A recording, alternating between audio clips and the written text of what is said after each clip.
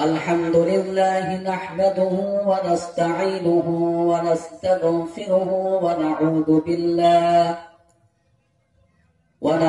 بالله من شرور أنفسنا ومن سيئات أعمالنا.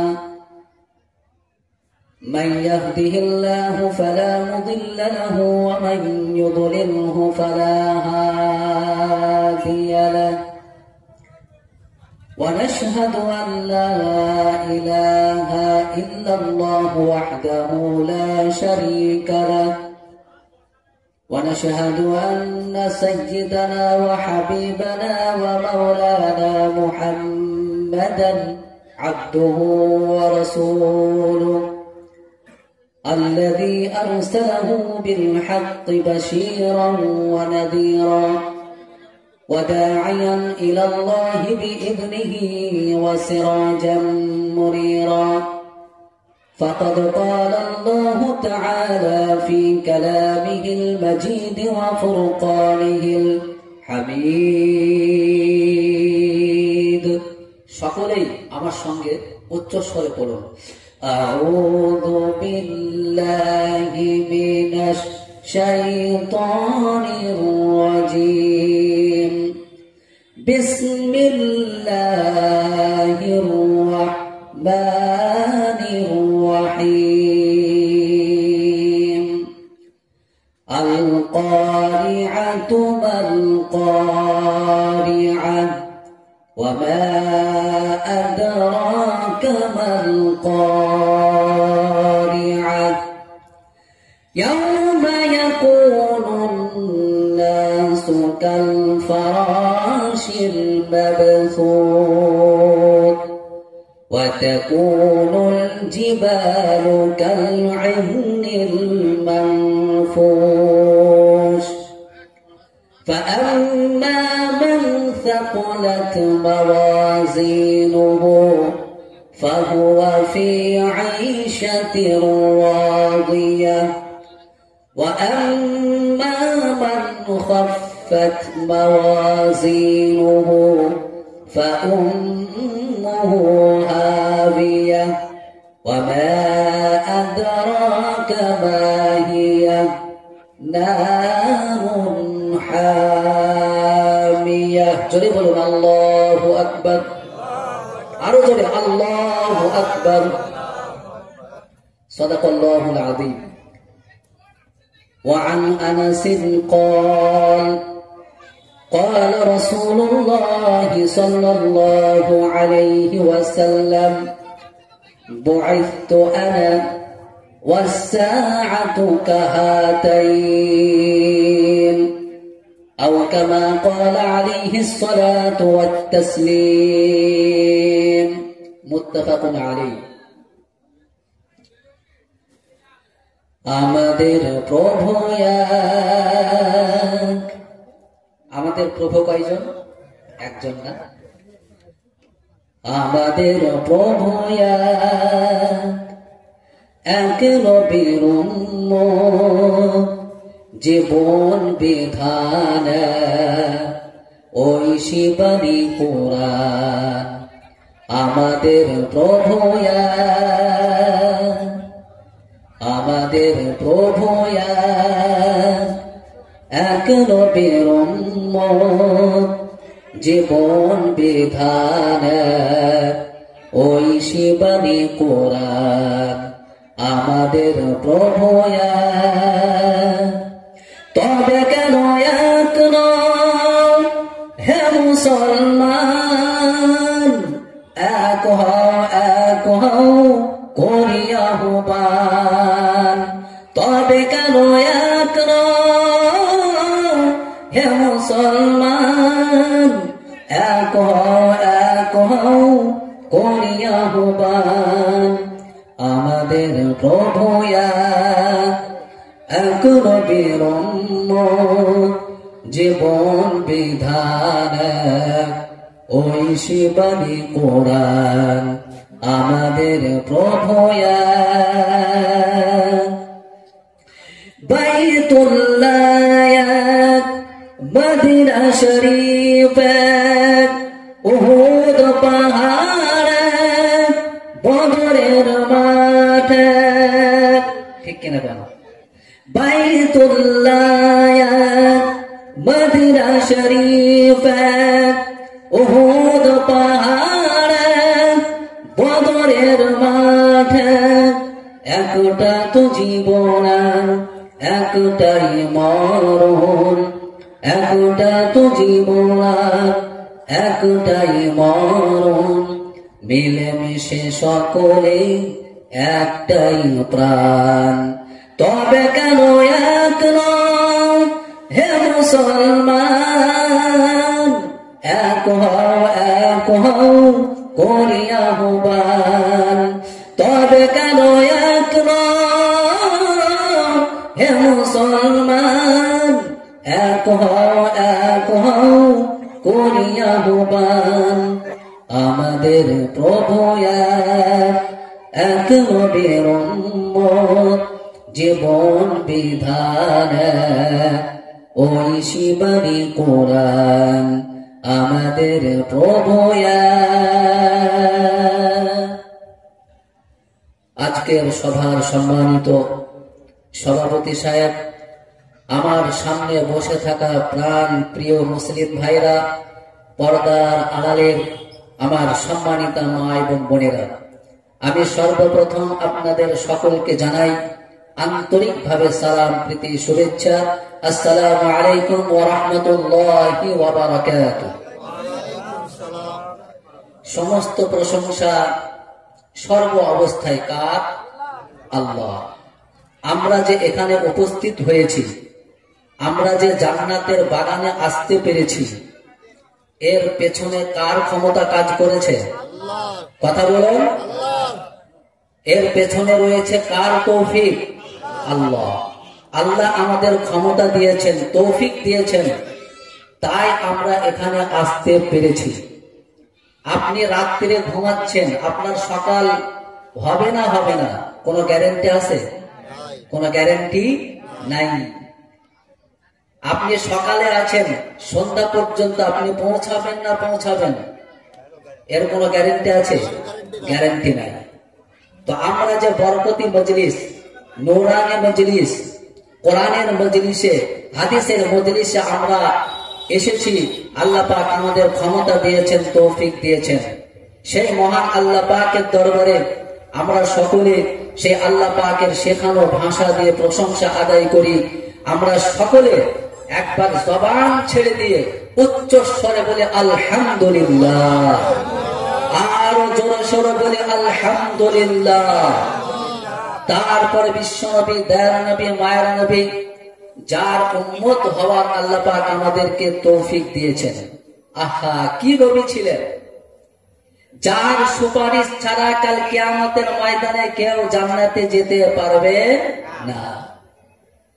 নবী রহমতে আলম, রাসূল আকরাম, নবী রহমতে আলম, রাসূল আকরাম। সাহাবীরা আতর বানাই ওই নবীজির ঘাম, সাহাবীরা আতর বানাই ওই নবীজির ঘাম। নবী রহমতে আলম, রাসূল আকরাম, নবী রহমতে আলম, রাসূল আকরাম।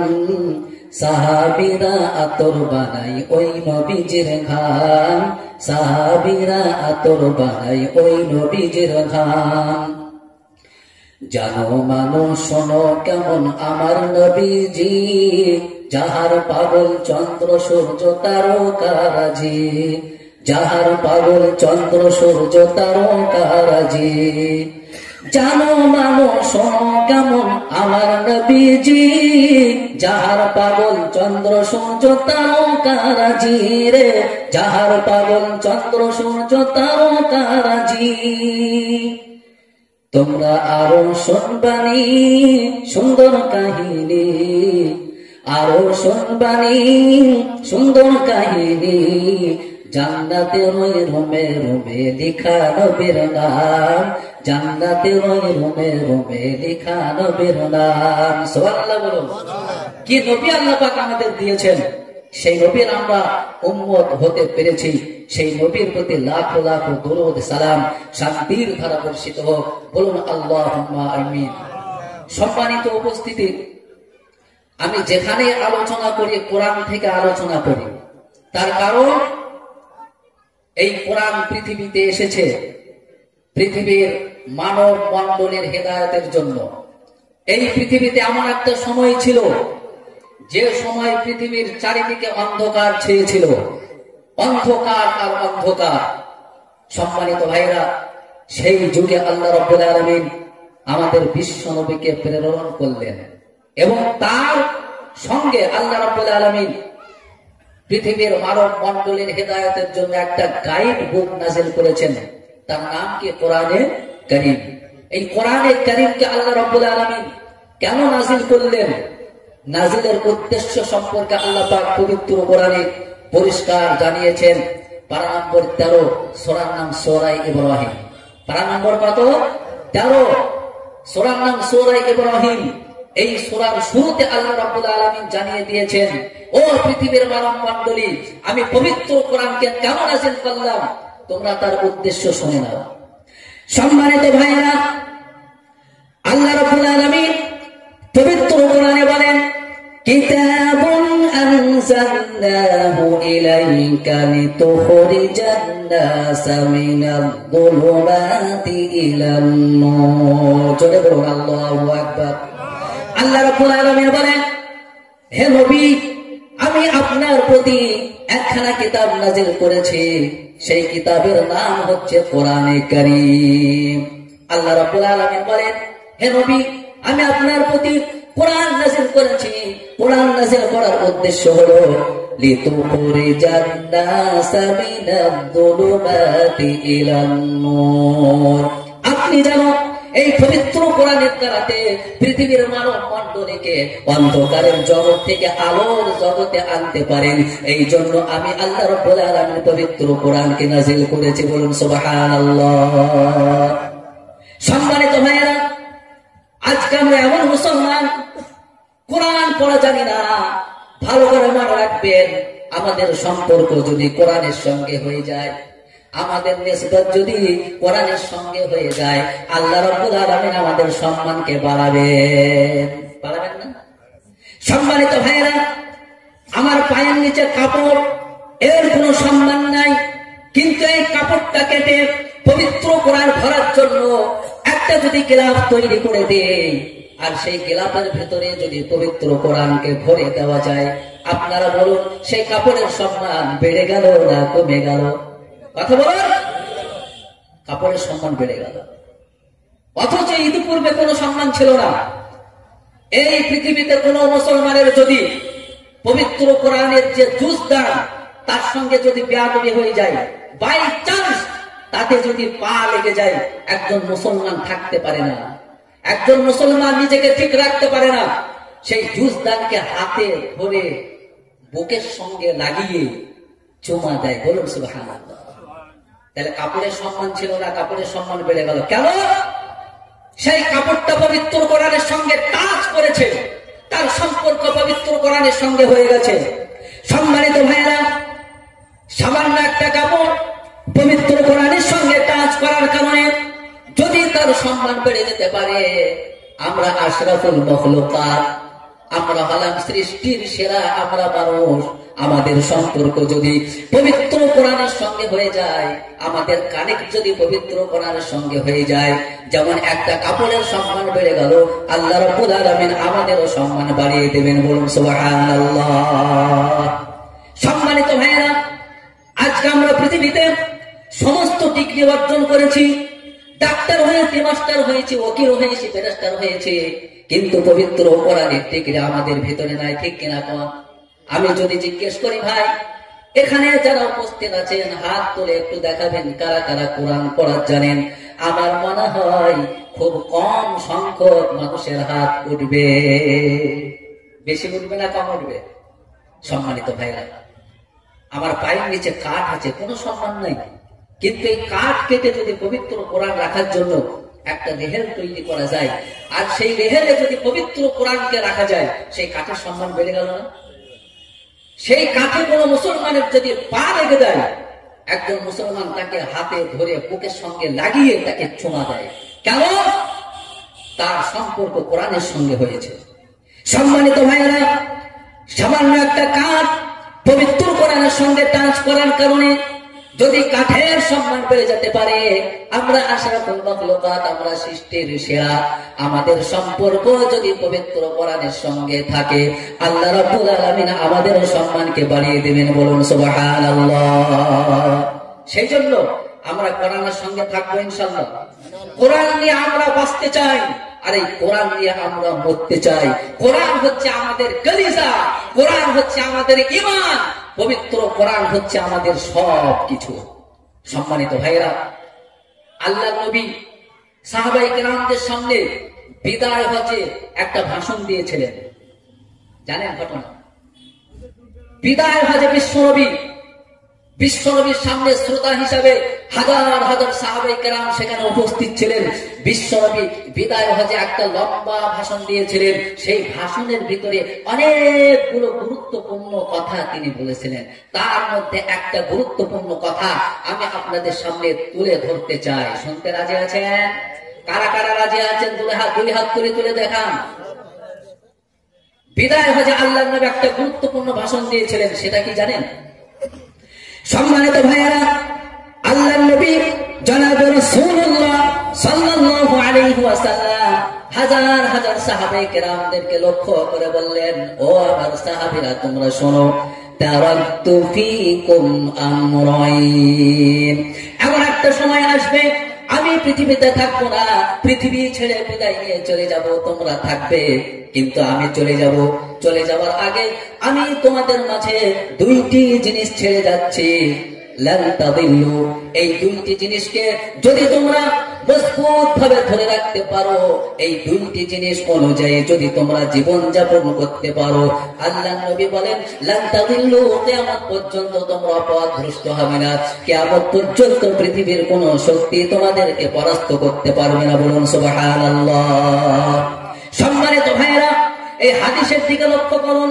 বিশ্বনবী বললেন, দুইটি জিনিসের উপরে যদি তোমরা টিকে থাকতে পারো, দাঁড়িয়ে থাকতে পারো, দুইটি জিনিস অনুযায়ী যদি তোমরা জীবন যাপন করতে পারো, আল্লাহ নবী কিয়ামত পর্যন্ত গ্যারান্টি দিয়েছেন, লান তাদিল্লু, পৃথিবীর কোন শক্তি তোমাদেরকে পরাস্ত করতে পারবে না, হারাতে পারবে না।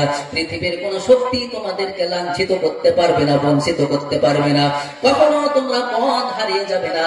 এই দুইটি জিনিসকে যদি তোমরা শক্তভাবে ধরে থাকতে পারো। সেই দুইটি জিনিস কি কি বলবো, ভালো করে শুনবেন, আমলের নিয়তে শুনবেন। শ্রোতা কয়েক রকম আছে। কিছু শ্রোতা এমন আছে বক্তা চয়েস করতে আসে যে একটু শুনবো, যদি ভালো লাগে, আমাদের পাড়াতে যদি জালসা হয় তাহলে এই বক্তাকে নিয়ে আসবো, এরকম শ্রোতা আছে না নেই? সম্মানিত ভাইরা, আমরা আমলের নিয়তে শুনবো ইনশাআল্লাহ। তো বিশ্বনবী বললেন, ও আমার সাহাবীরা, তোমরা দুইটি জিনিসের উপরে টিকে থাকবে। যতই ঝড় তুফান আসুক না কেন, পৃথিবীর সমস্ত শক্তি একদিকে হয়ে যাক না কেন, খবরদার এই দুইটি জিনিস থেকে তোমরা সরে আসবে না। এক নম্বর হলো কিতাবুল্লাহ, জোরে বলুন আল্লাহু আকবার। এক নম্বর হলো আল্লাহর কিতাব অর্থাৎ কোরআনে কারীম। দুই নম্বরে বিশ্বনবী বললেন ওয়া সুন্নাতু রাসূলি, দুই নম্বর হলো বিশ্বনবীর পবিত্র জবানের হাদিস। বলুন সুবহানাল্লাহ। তাহলে একটা হলো কোরআন আর একটা হচ্ছে হাদিস।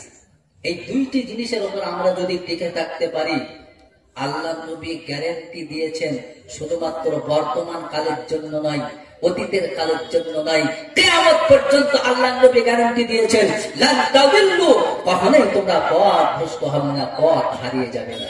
সম্মানিত ভাইরা, সেই কোরআন শুনতে আমরা এসেছি। আমরা সকলেই কোরআনের প্রেমী, কোরআনকে ভালোবাসি। কেন? আল্লাহর কালাম।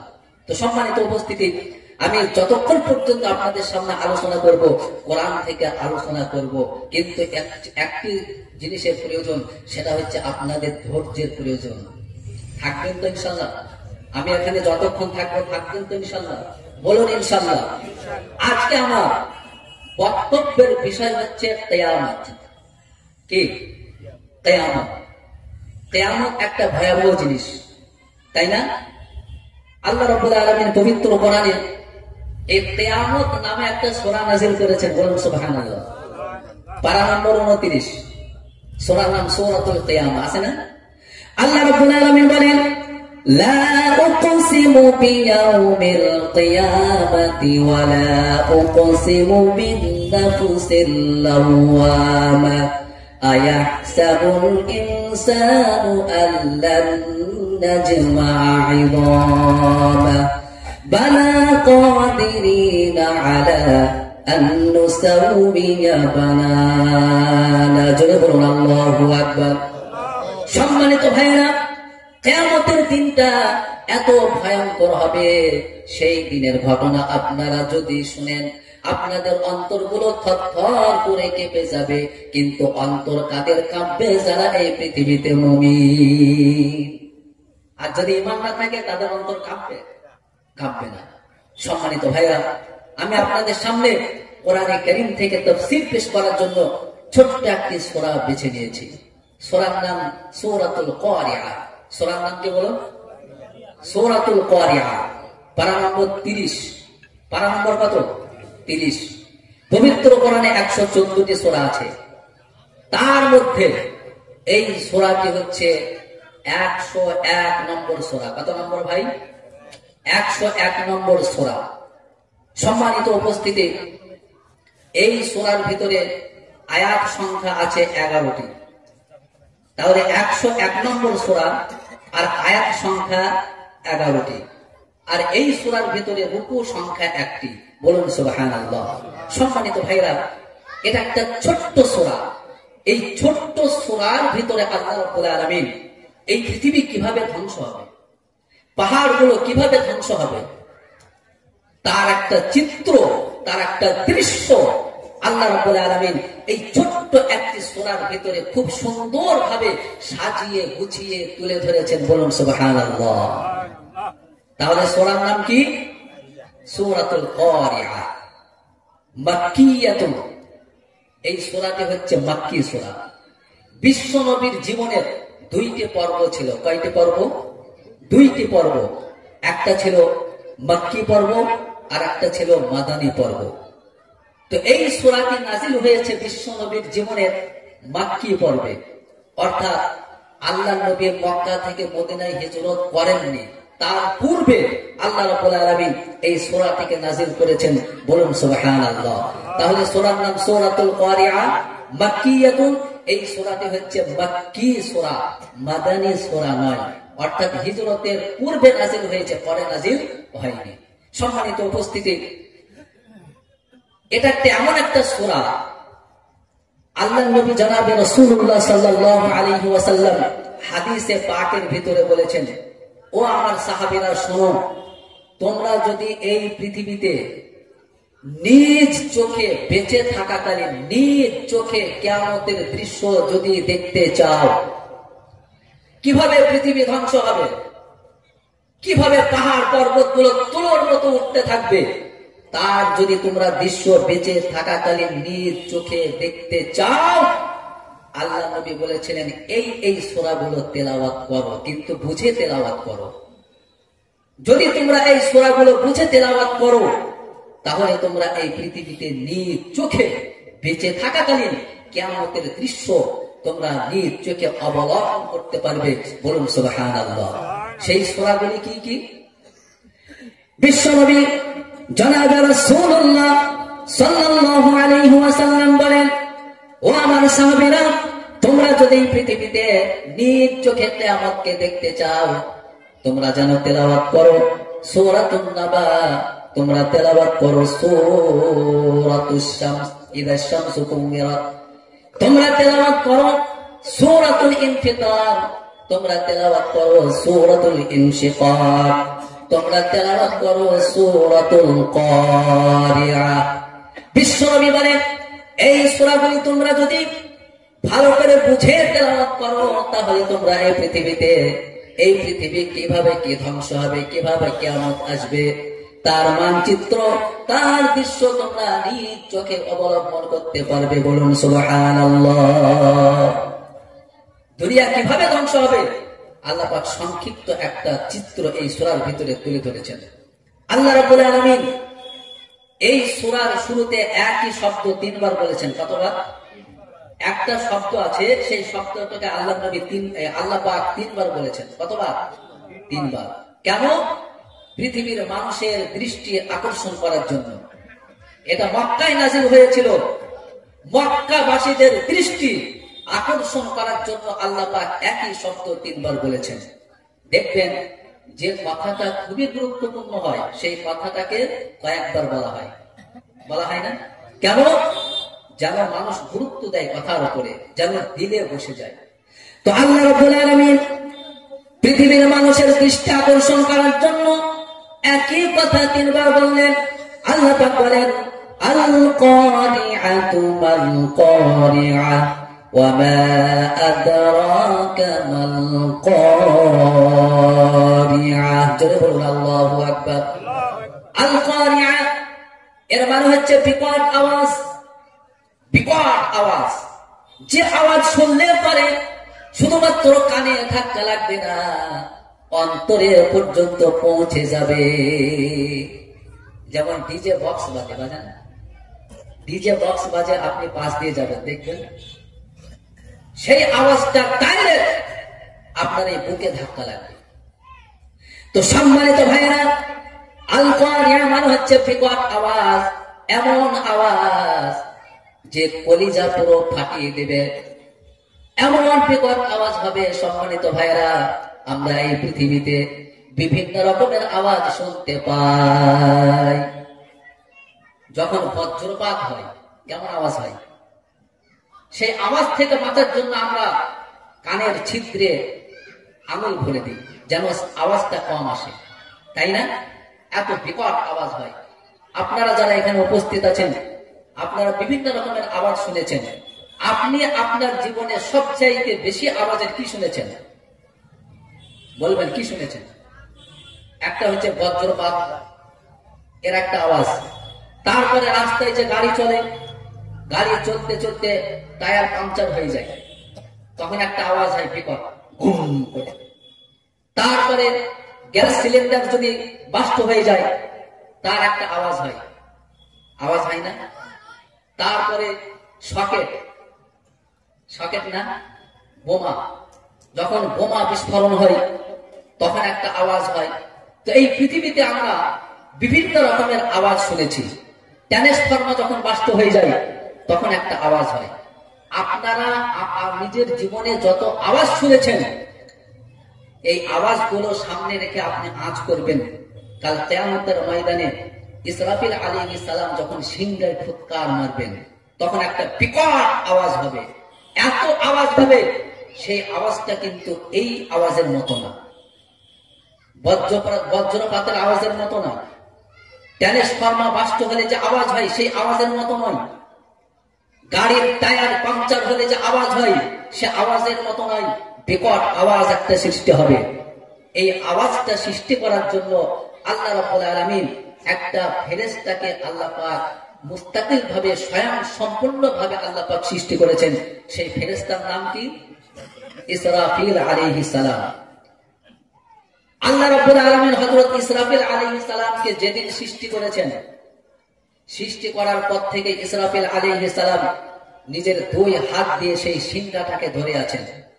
2 ঠোঁটের মাঝখানে তিনি এইভাবে লাগিয়ে দাঁড়িয়ে আছেন আল্লাহ পাকের হুকুমের অপেক্ষায়। কখন আল্লাহ পাকের পক্ষ থেকে হুকুম আসবে, গ্রিন সিগন্যাল, সবুজ সংকেত কখন আসবে, এই অপেক্ষায় তিনি দাঁড়িয়ে আছেন। আল্লাহু আকবার।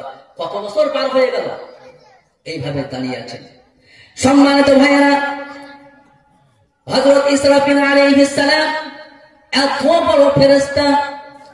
তাফসীরের মধ্যে এসেছে, ইতিহাস লিখছে, হযরত ইসরাফিল আলাইহিস সালাম এত বড় ফেরেশতা, তার পা জমিনে আর মাথা আকাশে। বলুন সুবহানাল্লাহ। পা হচ্ছে জমিনে আর মাথা হচ্ছে আকাশের উপরে। এত বড় ফেরেশতা সিংহা হাতে নিয়ে দাঁড়িয়ে আছেন। আল্লাহ পাক হুকুম দিলেই ফুৎকার মারবে। হযরত ইসরাফিল আলাইহিস সালাম সিংহায় যে ফুৎকার মারবেন, কয়টি ফুৎকার মারবেন? একটা না, দুইটা না, তিনটা? দুরকম বর্ণনা আছে। একটা বর্ণনা হলো 2 বার ফুঁক মারবেন, আরেকটি বর্ণনায় আছে 3 বার ফুঁক মারবেন। হযরত ইসরাফিল আলাইহিস সালাম যখন সর্বপ্রথম ফুঁক মারবেন, এই ফুঁক মারার সঙ্গে সঙ্গে গোটা পৃথিবী পুরো তছনছ হয়ে যাবে। বলুন নাউযুবিল্লাহ। এই পৃথিবী থাকবে না, এই পৃথিবী থাকবে না। পাহাড় ধ্বংস হয়ে যাবে, আকাশগুলো খসে খসে পড়তে থাকবে, আকাশ ভেঙে চুরমার হয়ে যাবে। আকাশে যে আমরা সূর্য দেখতে পাই, এই সূর্য থাকবে না, আলোহীন হয়ে যাবে। চন্দ্র থাকবে না, তারকা থাকবে না, তারকাগুলো খসে খসে বিক্ষিপ্ত অবস্থায় ছড়িয়ে ছিটিয়ে একাকার হয়ে যাবে। বলুন সুবহানাল্লাহ। সেই আওয়াজের পাওয়ারে। তাহলে